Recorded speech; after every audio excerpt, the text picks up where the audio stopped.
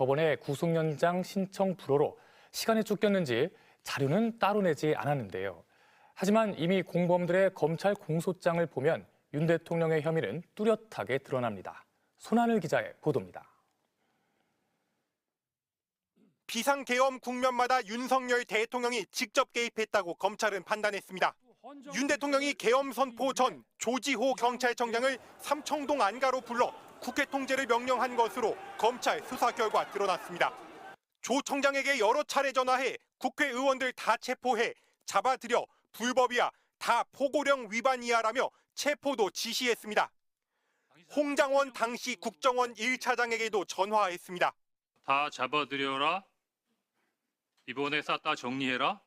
아까 말씀드린 대로 그 말씀 이후에 방첩사를 적극 지원하라고. 국회를 봉쇄하고 비상계엄 해제 의결을 방해하려고도 했습니다. 윤 대통령은 이진우 당시 수방사령관에게 전화를 걸어 본회의장으로 가서 4명이 1명씩 둘러엎고 나오라고 해 문 부수고 들어가서 끌어내, 총을 쏴서라도 문을 부수고 들어가서 끌어내라고 지시한 것으로 검찰 조사 결과 드러났습니다. 또 곽종근 특전사령관에게도 문짝을 도끼로 부수고서라도 안으로 들어가서 다 끄집어내라고 지시했습니다. 국회에서 계엄 해제 요구안이 가결된 4일 오전 1시 3분 이후에도 윤 대통령의 계엄은 끝나지 않았습니다. 윤 대통령은 이진우 사령관에게 다시 전화해 해제됐다 하더라도 내가 2번, 3번 계엄령 선포하면 되는 거니까 계속 진행하라며 국회의원들을 끌어내라는 지시를 이어갔다는 게 검찰 수사 결과입니다. 하지만 윤 대통령은 이런 지시를 한 적 없다고 부인하고 있습니다.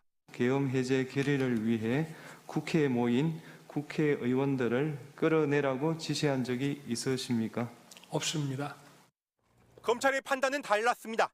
대검찰청은 김용현 전 장관 등 내란 주요 임무 종사자 등에 대한 면밀한 수사를 통해 확보한 증거와 조지호 청장 등 경찰에서 넘긴 수사 기록 등을 종합할 때 혐의 입증에 필요한 증거를 충분히 확보했으므로 구속 기소가 타당하다는 의견 등을 종합해 검찰 특별수사본부에 공소 제기를 지시했다고 밝혔습니다.